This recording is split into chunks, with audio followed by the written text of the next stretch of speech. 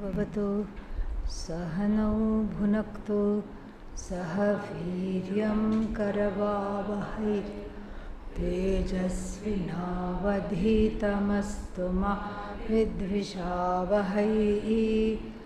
ॐ शान्ति शान्ति शान्तिः।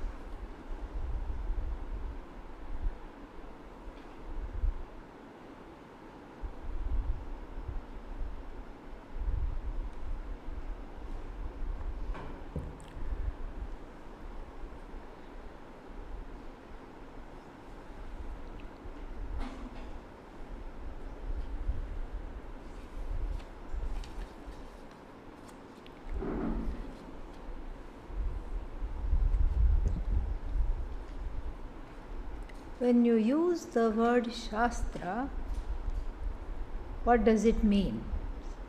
Does it include all darshanas or does it only include the Vedas? Is the word Shastra same as Shruti? Interesting question. So, Shasanat Trayate iti Shastra. Shastram means Trayate, from tra to protect. When does it protect? Upon teaching. In the form of the teaching, it protects. So this is Shastra. It's a general term. Shruti is a specific term that is only used for that which is heard. And what is it that is heard? Veda, Upanishads, the primary texts. Primary texts are called Shruti. Shastra is general. It doesn't have to be primary text. It could be anything that teaches something, and it is just a Shastra. Generally means a body of knowledge. It could include darshanas. Darshana Shastra, we can say Dharma Shastra, we say Artha Shastra, economics, Artha Shastra, Dharma Shastra, and what is that? Dhanur Shastra, Dhanur Vidya, Dhanur Shastra, Dhanush Shastra. And so, like this, it's a general term. Shruti means that which is revealed. Revealed knowledge is called Shruti. Okay? So, that's the difference between Shastra and Shruti. My Jiva bird experience is like this. Sweet berry, sweet berry, sweet berry.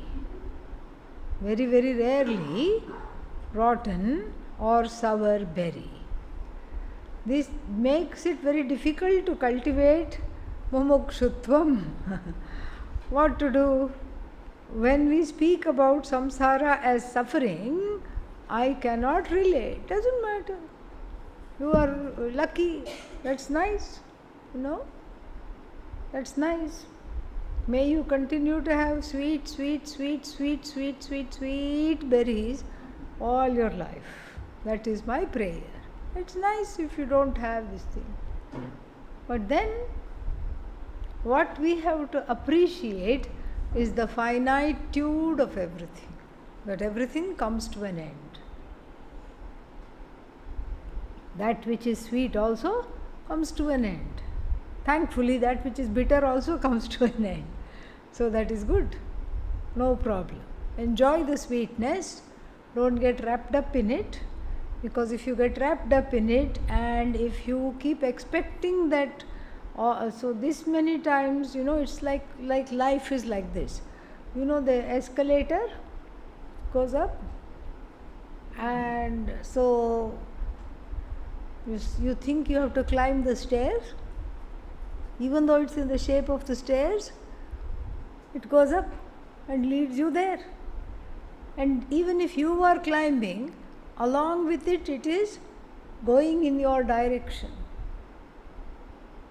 And when that happens, it's very nice. For the life, there is a push. There is a nice push. It's like if you're traveling in the flight, it's called tailwind.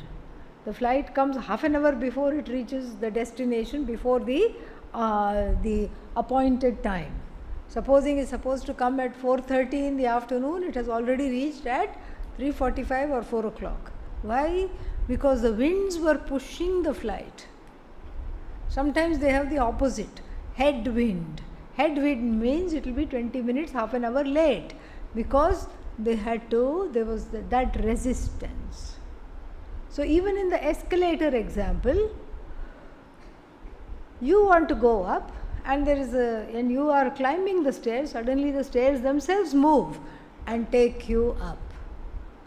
Sometimes what happens, you are on the opposite side. Like I have seen children do it. The stairs are coming down, but they are trying to climb up. Maybe it's a TikTok trend. I don't know. But this is what they do. They climb the escalator the wrong way. And so sometimes life is like that. It's nice to be happy. It's nice to be contented. And it's nice to have this kind of a life. Like I said, may it always continue. But if it doesn't, then let Vedanta be a buffer for you.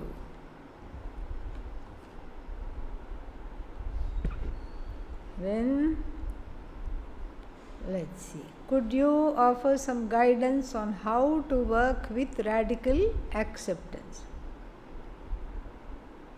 Just as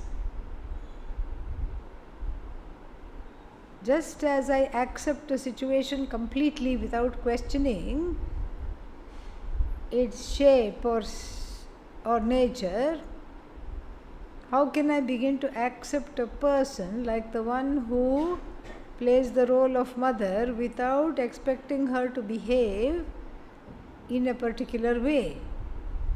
That's just an example. But I have noticed that whenever I think I have already let go, I find myself feeling angry again, which means I have not truly accepted her as it is. It's a very honest question and an honest statement. It's good to be honest, because that is what acceptance is about. Not only it's about accepting some other person, but it's about accepting where you are vis-a-vis that person. If you are not in the place that where you would like to be, what do you have to do? Accept that also. Yes, I should be kind. I want to be more compassionate. I want to be more,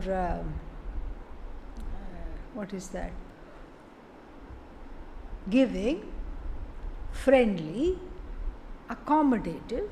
I want to do all that. But what can you tell yourself? I am not there yet. Two things you can tell yourself. One, I am not there yet. Two, and that is okay. I'm not there yet. There's nothing wrong in saying that.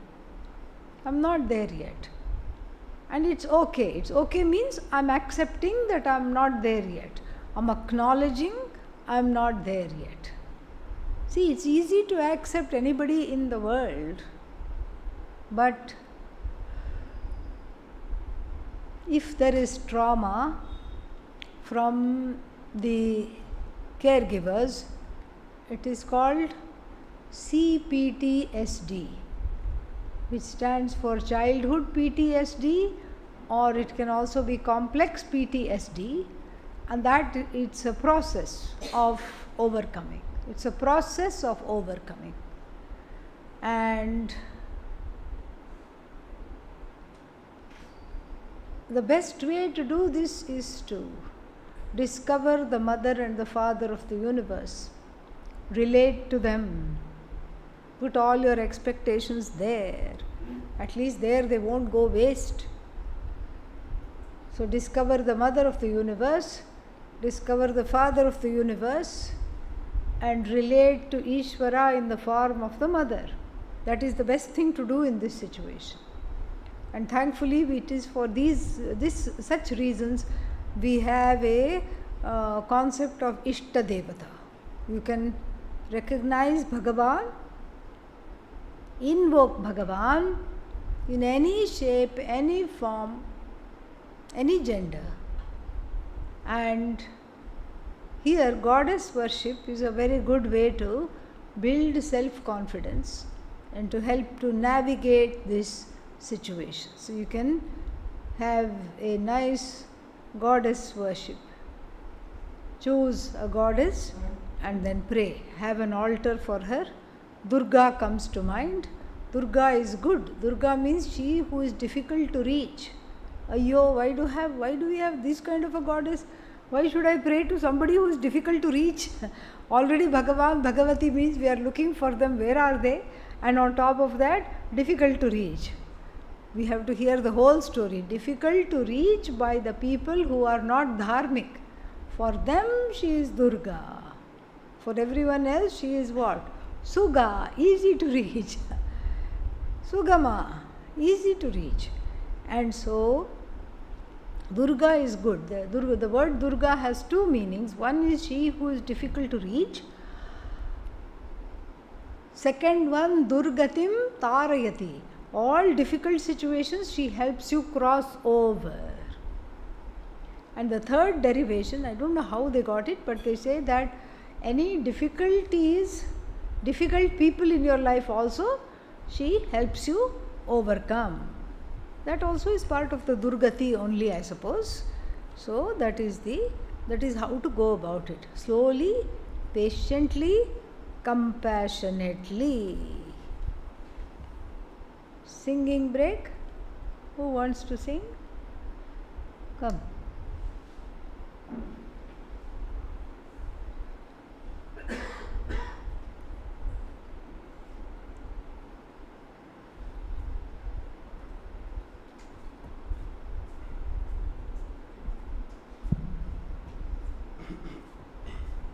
Please repeat.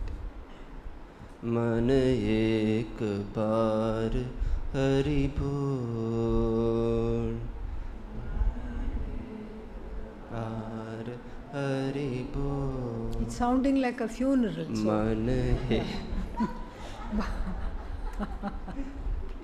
मन एक बार हरि बोल, मन एक बार हरि बोल. Much better. मन Keep it up. एक बार हरि बोल,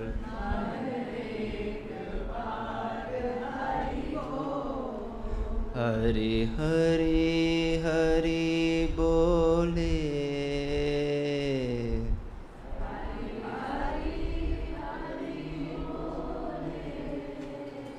हरि हरि हरि बोले,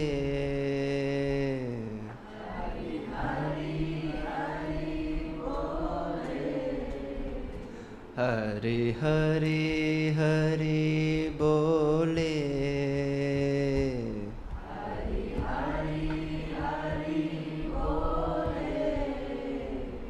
मन एक बार हरि बोल,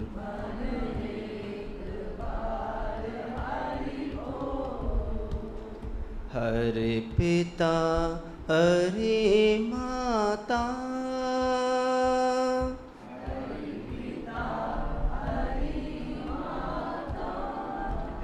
हरि पिता हरि माता, हरि पिता हरि माता, हरि गुरु ज्ञान दाता, हरि गुरु ज्ञान दाता, हरि पिता हरि माता, हरि पिता Hari Mata, Hari Guru Gnana Data, Hari Guru Gnana Data, Chidananda Rupa Hari Patita Pavana Hari Ek Bar Hari Bol. Chidananda Rupa Hari Patita Pavana Hari Ek Bar Hari Bol. Man ek bar Hari Bol. Hari Hari Hari Bole. Hari Hari Hari Bole. Hari Hari Hari Bole. Hari Hari Hari Bole. Man ek bar Hari Bol. Man ek bar Hari Bol.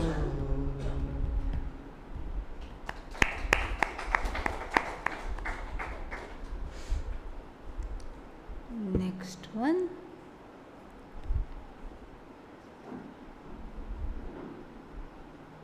Is the samsara vriksha upside down? Is it a reflection? As you mentioned in the class with the example of a mirror, it's not a reflection, not pratibimba vada here. It's an imaginary, it's an imagination. By the Shastra imagines the samsara vriksha not upside down. It's not upside down. Its roots are above, means beyond. We have to see it as beyond logic, beyond imagination. What is beyond logic, beyond imagination? Brahman. Brahman is the root of samsara. And so this Brahman is beyond, meaning it is the root of samsara, all right, but it is not within the grasp of the sense organs, not within the grasp of inference, not within the grasp of any other pramana that I have in my hand. That is why it is upside, it's not upside down. The roots are beyond, it's an imagination. And the leaves are hanging low. And then what are these leaves? Karma phala. Yeah, these are the karma phala. And leaves and low hanging karma fruits, and leaves in another the samsara tree. Many poets have talked about it. Even in the Viveka Chudamani we have one samsara tree. And there Ragaf Pallavaha means the Raga Dvesha are the leaves. So here the leaves are karma, chanda. Chanda means rituals. And so the rituals lead to karma, and then the karma leads to what? Low hanging fruit, karma phala.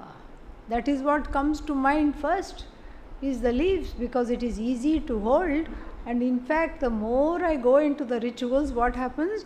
The samsara tree gets fortified and becomes stronger and stronger and stronger. So it's not upside down. We can say the people's priorities are upside down in samsara, sure. So it's an imaginary way, it's a metaphor for something that is all wrong. Everything is all wrong.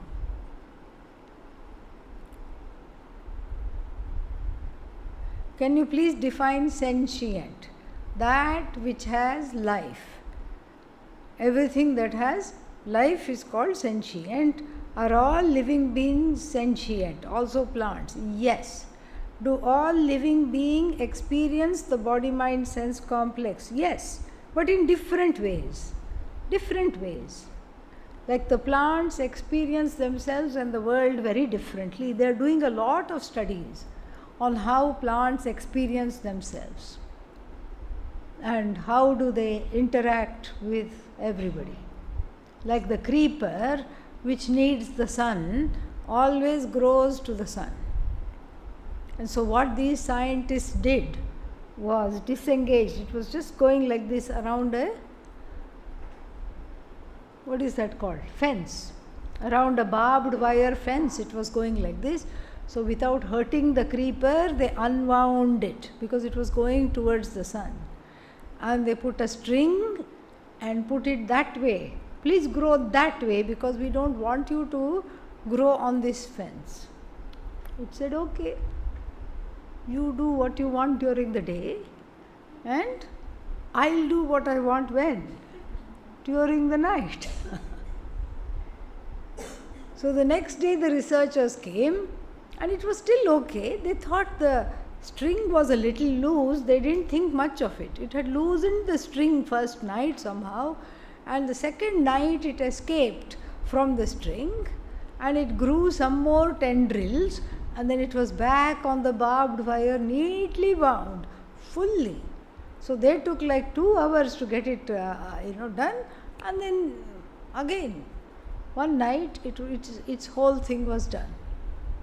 And then as it understood that these people are keeping on taking me out of here, so it grew some more tendrils and put them in the ground so that it would have more support. Experiencing the body, mind, sense complex is experiencing you also.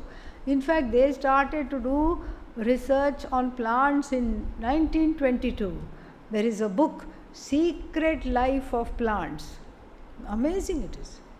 So they hooked up, I don't know how they did this, what they hooked up and all, I don't know, but they hooked up the plants to some electrodes to measure their distress when somebody came and pretended with an axe to just whack them.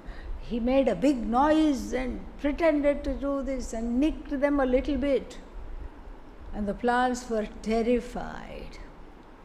Then they had another person come in who spoke sweetly to them, chanted some nice chants, gave them water, and then they remembered her also. They remembered both these entities. Now these are all plants going. Now 5 years later, they sent that same man inside without the axe this time, and the plants remembered him without a buddhi, without a brain, and they registered severe distress and terror even 5 years later after the traumatic incident. So you can imagine how much they know. They know a lot, and they are more in touch with their environment. They don't cross the laws of Ishvara, which is very interesting. Another example, these pandas in China, those black and white pandas. So these baby pandas that were raised in captivity, 3-4 they had. Why? Because either the mother rejected them or the mother died after birth, so they were bottle fed and everything. But they were handled with minimal necessity, very minimally handled, because they wanted to put them in the wild after they grew up a little bit. They wanted to release them in the wild. So the researchers thought themselves very smart, and then as they were raising these babies, they got panda suits that made them look just like a panda, so that the pandas are not getting tame, because they should not be not afraid of humanity and civilization. They should be afraid. They should stay with their own group of animals, and there should be no interactions. This was the idea. So they put the panda suit on, and then they would do this. And the pandas were probably, everybody thought, oh, we are so clever. The pandas are probably thinking, I am its mommy, I am its daddy, I am its brother, sister, uncle, whatever.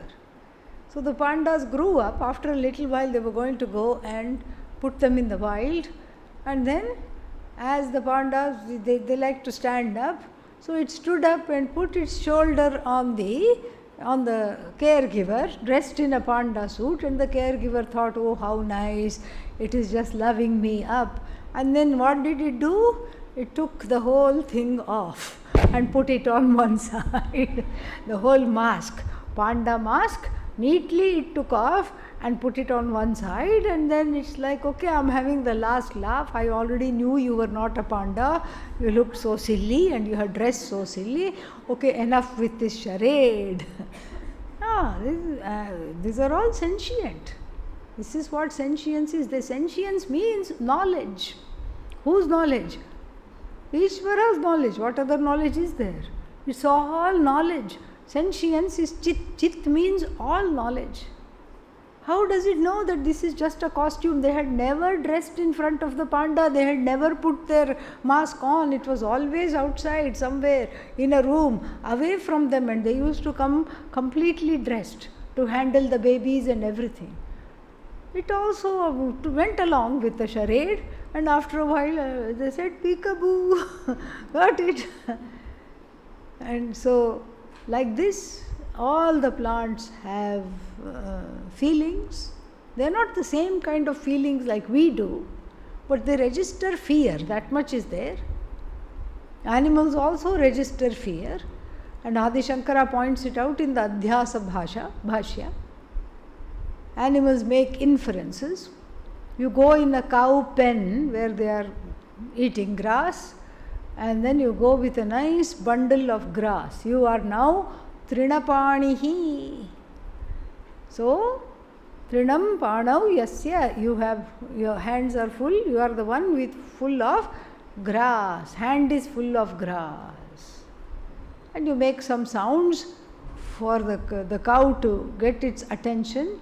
It will slowly look, oh, nice, and it will start walking towards you. See, it has made a connection. It knows there is Ishvara's intelligence, and the intelligence is telling it what? This person is a safe person. This person is got grass in the hand. Generally, people from previous experiences of the cow, generally people with grass in the hand do not beat. What do? They give grass to eat. Then Adi Shankara says, you become a Dandapanihi. Dandapani also is a name for Subramanya. No, not that Dandapani. You become a Dandapani means stick wielder, stick holder. And you rush into the cow pen with a big stick. And Adi Shankara says, Ayam Maam Tadayatum Agachati. This person is coming to beat me. So saying, it will run away. So the animals make inferences. Animals have intelligence. Plant is all intelligence. Animal is all intelligence. How to survive? The chameleon changes color. Why? For survival. It knows exactly. How does it know that I am on a maroon colored carpet and I have to look maroon? How does it know? Who teaches it? Nobody. But this intelligence is amazing. And recently they found a small moth. It's really this big, that's all. And what does it do? It travels a long time to go lay eggs somewhere, and then it comes back, and then after that it dies away. How does it know where to go? Does it have a GPS? Does it have a smartphone? A tiny iPhone? It doesn't have anything. How does it go? The scientists were very curious. How does it go? Because one more thing they found is that it slept on a tree bark during the day and it only traveled at night. And that's even more dangerous. How do you know where you are going in the night? Because there are no reference points. Then they put something on it, some kind of a probe on it, they stuck it, and then they found that it uses stars as a navigation system. Think about it. This tiny moth on the ground, flies a little bit here and there, and as it flies to go lay eggs, it uses the stars to navigate. They were astounded. So yeah, it's all Ishvara. It has to be. There is no other explanation.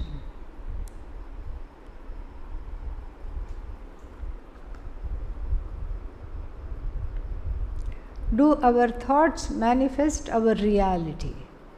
In my experience, when I think positive things happen. This makes it difficult for me to let go of positive thinking and have equanimity. Do thoughts manifest reality? If thoughts manifested our reality, then what about karma from the previous lives and this life? What about karma phala? We don't need that at all. We can just think. So now there is some karma. What is the karma? Whenever I want something, I don't get it.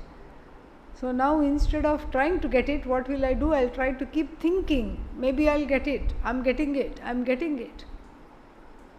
Doesn't matter. If there is forceful prarabdha, and that has a name, prabala prarabdha. If there is a forceful prarabdha, then no matter how much you can sit and think, I want to become a blue fish. You sit and think, will you become a blue colored fish? No. Certain things are not possible. Why? Because Bhagavan is the karma phala data. But at the same time, thoughts have power. Thoughts have power. The thoughts, if people say they manifest reality, it just means that, in Sanskrit also we say that yad bhavitam tad bhavati. Yad bhavitam tad bhavati means whatever you keep on thinking is likely to happen because it becomes a self-fulfilling prophecy. Why does it become a self-fulfilling prophecy? Because of the thinking, you affect the outcome of whatever your actions you are going to undertake. It's never going to happen. I'm never going to get what I want. I'll never have this. Never, ever, ever. If you keep thinking like this, what will happen? Nothing will happen. But if you are, if you say, let me do, you don't have to be in denial. You don't have to say only good things will happen to me all the time. No. But if you say, for example, this is what it is, and I have done my best, and I hope to get it. It will be nice to get it. You have a positive attitude here. And then, so the positive attitude is not trying to wish for something, it is to remove the pratibandha. The pratibandha means obstacles of thinking that something will not happen, and sad feelings, difficult situations, all this. You come out of all this by having a cheery attitude, an attitude full of cheer. There is no reason why I won't succeed if I do the hard work. You tell yourself and do the hard work, and then that way whatever work you do is influenced by this, is influenced by the thinking.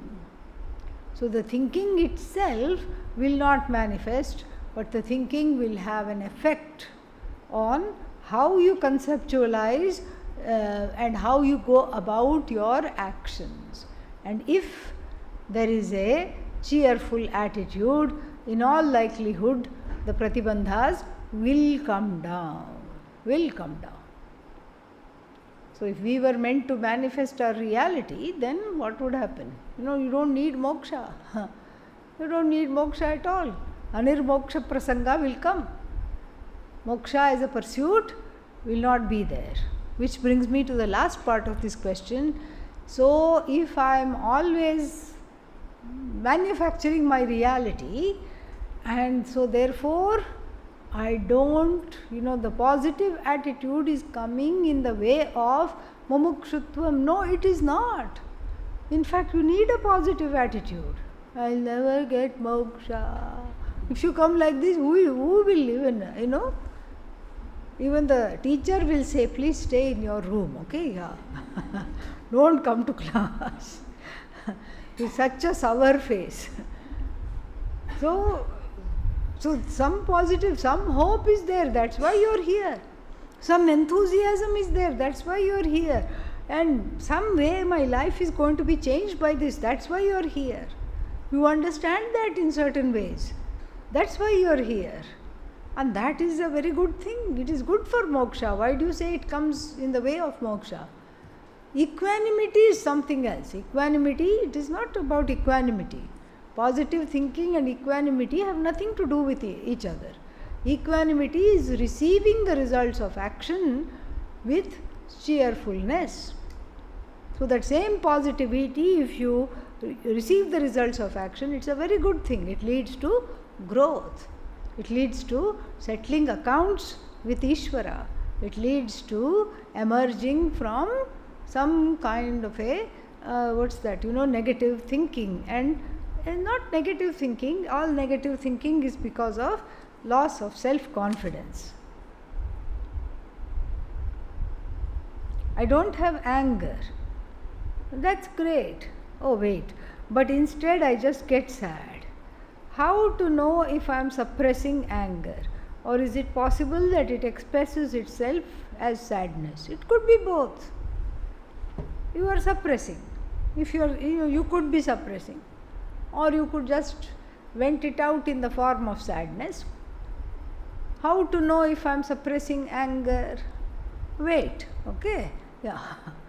Someday, somebody or something will make you angry. That's all. It doesn't matter. If you are suppressing, if you don't know that you are suppressing, then it doesn't matter. Wait to know what is happening. Or if it is just coming in the form of sadness, that's also possible. Sometimes people tend to get angry, sometimes people tend to go the sad way. It doesn't matter. Either way, it's all right.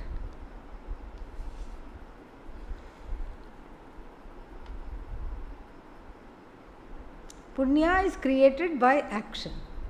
We need a certain amount of punya for moksha as a pursuit, yes. Good health, etc. At the same time, when I don't identify as the doer, punya is not collected, correct? Then how is moksha possible without doership? If you identify as non-doer, that means you already have what? Moksha. Congratulations. That's all I have to say. Yeah. If you don't identify as the doer, what do you have?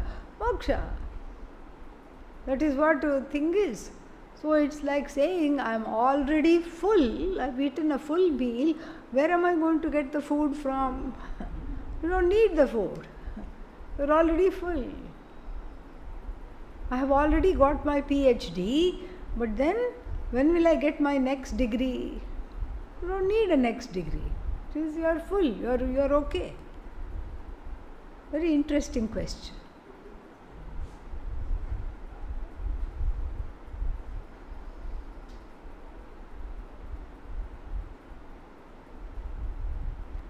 He Nand Lala, He Nand Lala.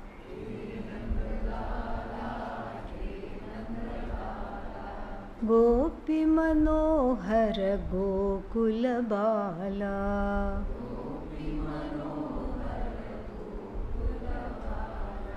Vishwavandita Vijaya Gopala.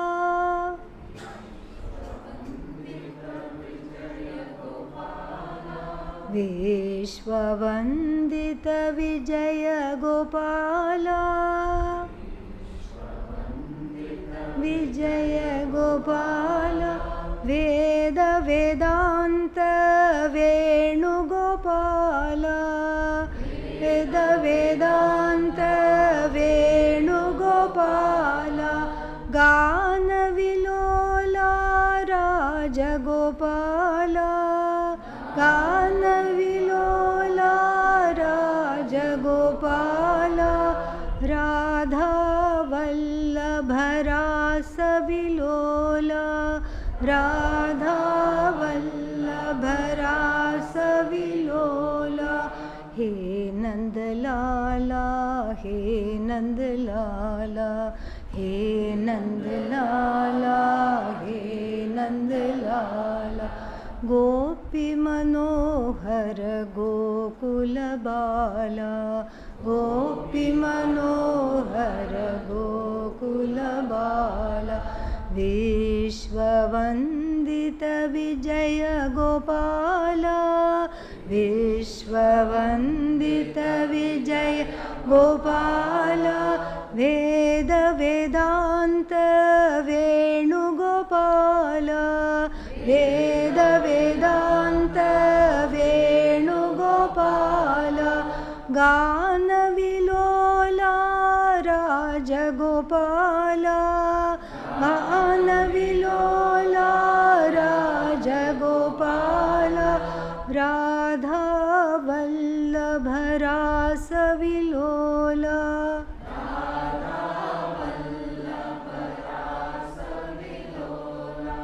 हे नंदलाला हे नंदलाला हे नंदलाला हे नंदलाला ॐ सर्वे भवन्तु सुखिनः सर्वे सन्तु निरामयाः सर्वे भद्राणि पश्यन्तु मा कश्चित् दुःखभाग् भवेत् असतो मा सद्गमय तमसो मा ज्योतिर्गमय मृत्योर्मा अमृतंगमय ॐ पूर्णमदः पूर्णमिदं पूर्णात् पूर्णमुदच्यते पूर्णस्य पूर्णमादाय पूर्णमेवावशिष्यते ॐ शान्तिः शान्तिः शान्तिः हरिः ॐ श्री गुरुभ्यो नमः हरि